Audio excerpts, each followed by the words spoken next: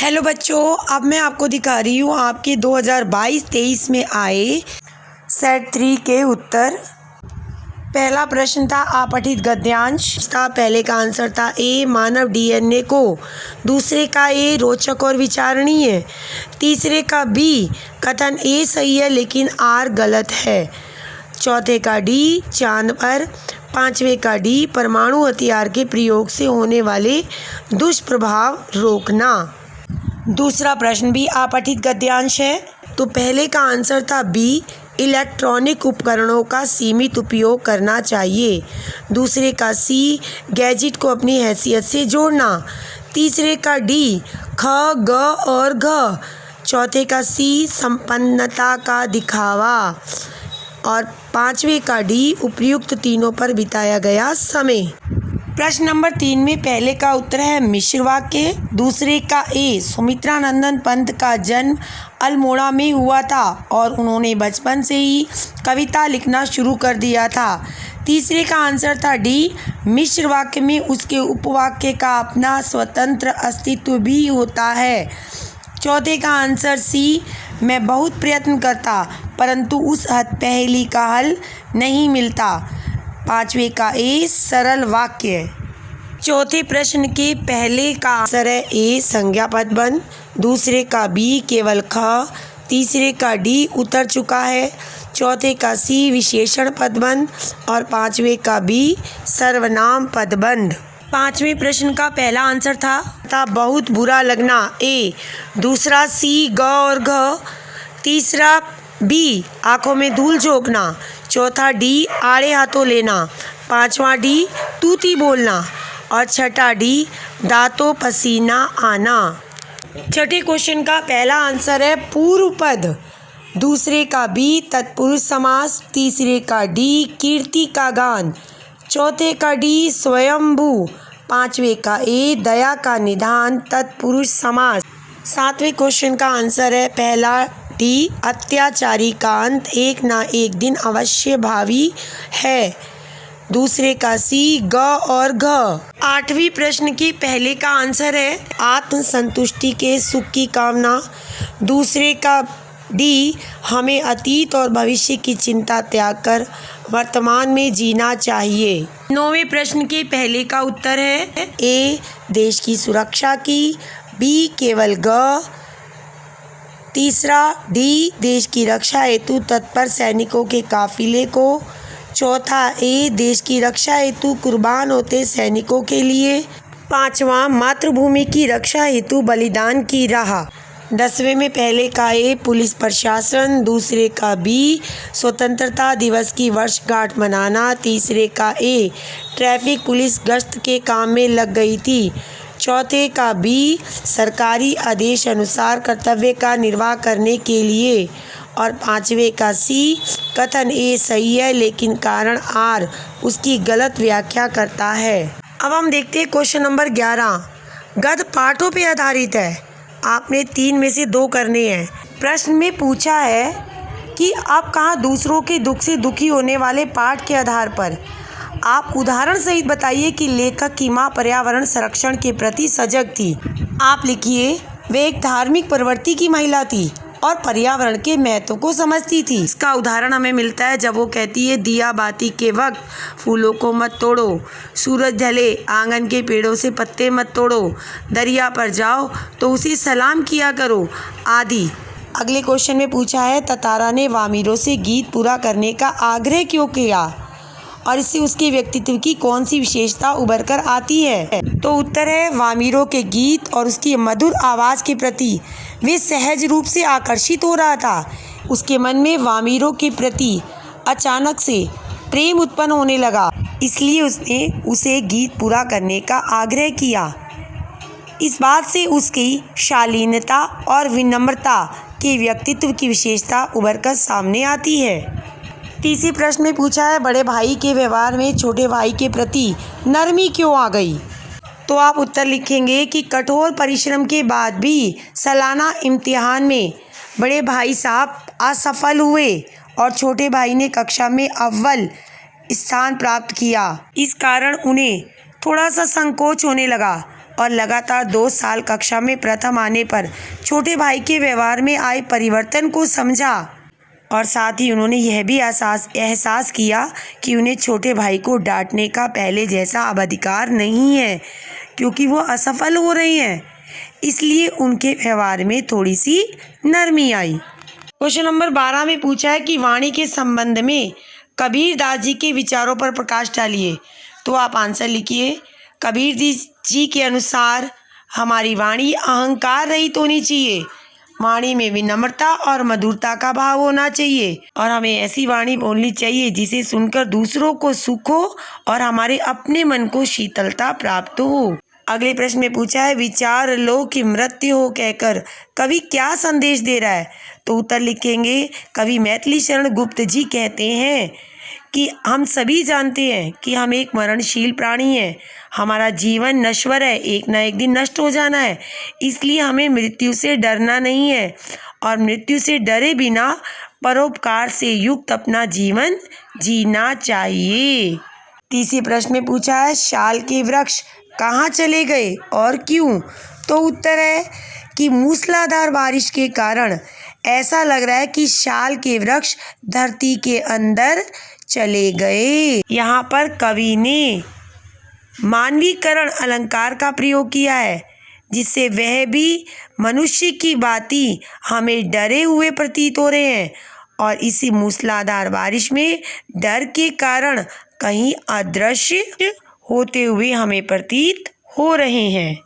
अगला question number 13 है कि जो हमारी मंदिर के प्रति आस्था है, क्या ये मंदिर, मस्जिद, गुरुद्वारा ये मनुष्य को अच्छे मार्ग की ओर चलने के लिए प्रेरित करते हैं। आपने उत्तर हरिहर काका कहानी के आधार पर देना है। आप पक्ष में बोलिए। हाँ, बिल्कुल सही है कि अपना खाली समय वो मंदिर में बिताते हैं, कोई बुरी लत नहीं लगती, आपसी सहयोग, आपसी मेल जोल, प्रेम की भावना बढ़ती है। इसमें आप विपक्ष में लिख सकते हैं कि अगर मंदिर, मस्जिद, गुरुद्वारों इनमें जो काम करते हैं पंडित, अगर वो ढोंगी है, लालची हैं, तो वो व्यक्ति को अच्छे मार्ग की बजाय उन्हें कष्ट ही देंगे। जैसे हरिहर काका पाठ में हमने देखा कि उनका लालच किस तरह हरिहर काका के साथ अत्याचार करने के लिए भी मजबूर कर देता है। दूसरे में पूछा है कि मास्टर प्रीतम जैसे अध्यापक को नौकरी से निकालना उचित है। पक्ष या विपक्ष दोनों में आप उत्तर दे सकते हैं, किसी एक में देना है। अगर आप पक्ष में बोल रहे हैं तो आप बोलोगे हाँ, अनुशासन से ही बच्चे पढ़ते हैं, अनुशासन में लाने के लिए बच्चों को दंड देना उचित है, चाहे वो कितना भी कठोर क्यों ना हो, उचित तो उचित ही है। तो वो उनके जीवन को सुधारने के लिए उन्हें दंड दे रहे थे, इसमें उनका अपना कोई फ़ायदा नहीं था। अगर बच्चे अनुशासन में प्रॉपर रहते, सही समय पर पूरा आंसर याद कर लेते, तो बच्चों का भविष्य सुनहरा होता। और अगर आप विपक्ष में तो आप कहोगे अनुचित है, क्योंकि इतनी बड़ी अगर सज़ा दी जाती है बच्चों को, तो बच्चे पढ़ने की बजाय स्कूल छोड़ देते हैं, अपनी आगे की पढ़ाई करते ही नहीं हैं, वो डरते हैं स्कूल आने में। अगले क्वेश्चन में पूछा है टोपी शुक्ला की परेशानियों को देखते हुए आप शिक्षा व्यवस्था में क्या सुधार लाना चाहेंगे। हम लाएंगे शिक्षा व्यवस्था में सुधार। हमें क्या है, खाली बच्चों को रटंतु तोता नहीं बनाना, बार बार बच्चों को फेल नहीं करना चाहिए। बच्चा अगर पढ़ाई में कमज़ोर है तो उस कमज़ोरी को देखकर उसे डांटने की बजाय उस कमज़ोरी की सही वजह को जानने का प्रयास करना चाहिए। उसको दूर करने के लिए अपनी तरफ से जो उसकी मदद हो सकती है वो करनी चाहिए, उनके माता पिता से मिलना चाहिए और बच्चे की समस्या को अच्छी तरह जानकर उससे बाहर निकलने में उनकी मदद करनी चाहिए। अगले क्वेश्चन में मधुर वचन औषधि के समान है, उससे संबंधित एक मनगढ़ंत कहानी बनाइए। 2 व्यक्ति थे, एक कड़वा बोलता था, एक मीठा बोलता था। उसके सारे काम बन रहे थे कड़वे बोलने वाले के चालाकी से, लेकिन जब लोगों को पता लगा तो लोगों का विश्वास उससे हट गया। लेकिन जो मीठा बोलता था उसके साथ लोगों का व्यवहार सामान्य रहा, धीरे धीरे वो जीवन में सफल हो गया। तो इस तरह कहानी बना के आप मनगढ़ंत भी लिख सकते हैं। अगले क्वेश्चन में आपसे कहा गया है कि आपने ऑनलाइन टीवी ख़रीदा है, अब आपको उनसे एक्सचेंज करनी है या कोई तकनीकी ख़राबी आ जाए तो वारंटी की सुविधा चाहिए, तो उन्हें मेल कीजिए। आप मेल का प्रारूप देखिए और उसी के अनुसार उत्तर लिखिए। अगले क्वेश्चन में अनुच्छेद लिखना है, संकेत बिंदु दिए हैं। पहला, स्वदेशी उत्पाद क्या है? अपने देश में उत्पन्न होने वाली वस्तुएं। क्यों आवश्यकता है? अपने देश का सामान अपने देश में बिकेगा, सस्ता भी बिकेगा और टिकाऊ कितना है इसकी भी हमारे पास पूरी गारंटी है। अर्थव्यवस्था पे तो बहुत प्रभाव पड़ेगा, देश का पैसा देश में ही रहेगा। सुझाव क्या है? जो आपको स्वदेशी उत्पाद में परेशानी आ रही है उसको दूर करने के सब उपाय बता दीजिए सुझाव में। अगला टॉपिक है, आत्मानुशासन क्या है? अपने आप को कंट्रोल में रखना। कैसे मिलेगा? योगा के द्वारा, पारिवारिक संस्कार के द्वारा। शिक्षा में तो आत्मानुशासन बहुत ज़रूरी है, क्योंकि बिना अनुशासन के तो आप सक्सेसफुल नहीं हो पाओगे। सकारात्मक प्रभाव, क्या अच्छा मिलेगा प्रभाव? अगर आपने अपने आप को अपने वश में कर लिया तो बहुत अच्छा होगा। आप गलत रास्ते को नहीं अपनाएंगे, आप जीवन में सफल होंगे। अगला है, बेटी बचाओ बेटी पढ़ाओ। क्यों ज़रूरत है? आजकल लड़कियों की संख्या कम हो रही है, समाज में लड़कियों को कम पढ़ाया जा रहा है, लड़कों को ज़्यादा महत्व देते हैं, इसलिए इसकी आवश्यकता हो रही है। समाज में क्या प्रभाव पड़ेगा? देश में लड़का लड़की दोनों बराबर हो जाएंगे, तो जो लड़कियों की संख्या कम होने का कारण है उससे हम छुटकारा पा जाएंगे। बाधाएं क्या है? अंधविश्वास है, रीति रिवाज है, लोगों की सोच है। सुझाव क्या है? अनेक तरह से विज्ञापन के द्वारा, प्रचार प्रसार के द्वारा, पढ़ाई पर, उसके जन्म पर ये सारी सुविधाएं देकर उसको भी आगे बढ़ाया जाए और उसे समान अधिकार देके उसे भी लड़कों के बराबर का दर्जा दिया जाए। जितने भी अनुच्छेद होते हैं ना, आप इनके संकेत बिंदुओं को 2 हिस्सों में बांट दीजिए और एक ऊपर स्लोगन या कोई अच्छा सा दोहा और एक अंत में ज़रूर लिखें।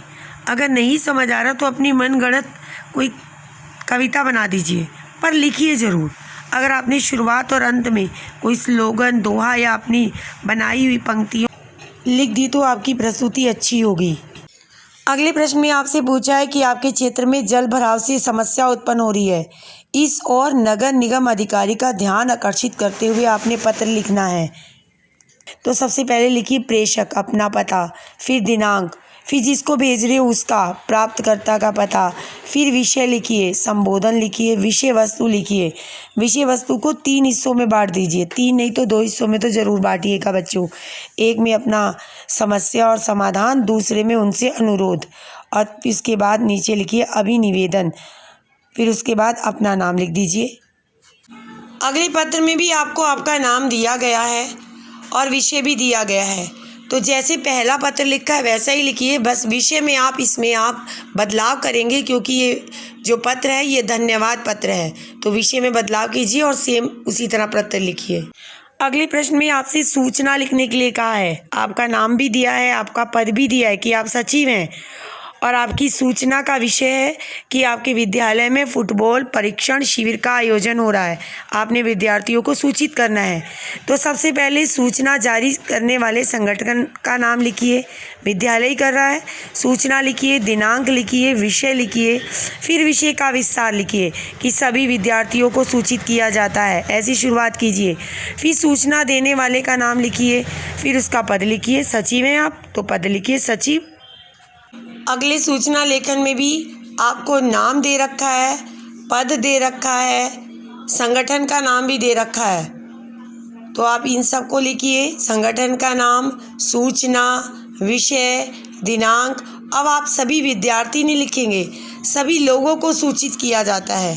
इस तरह विषय विस्तार की शुरुआत कीजिए और अपना नाम लिखिए और अपना पद लिख दीजिए। अगले प्रश्न में आपसे प्लास्टिक के उत्पाद के नकारात्मक प्रभाव के प्रति लोगों को जागरूक करने के लिए विज्ञापन बनाने के लिए कहा गया है।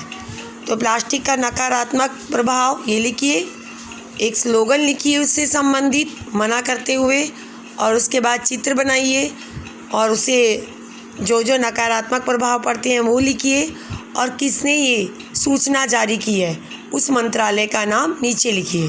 बच्चों याद रखिए, सूचना, विज्ञापन ये सब एक बॉक्स के अंदर ही लिखा और बनाया जाता है। दूसरा, सोलर हीटर कंपनी, उसका नाम दे रखा है, उसके प्रचार और प्रसार के लिए आपने विज्ञापन बनाना है। तो सबसे पहले उत्पाद का नाम लिखिए, कोई अच्छा सा स्लोगन बनाइए, उत्पाद की विशेषताएं लिखिए, दूसरी तरफ उसका एक चित्र बनाइए, नीचे प्राप्ति का स्थान या संपर्क हेतु पता और फ़ोन नंबर लिख दीजिए।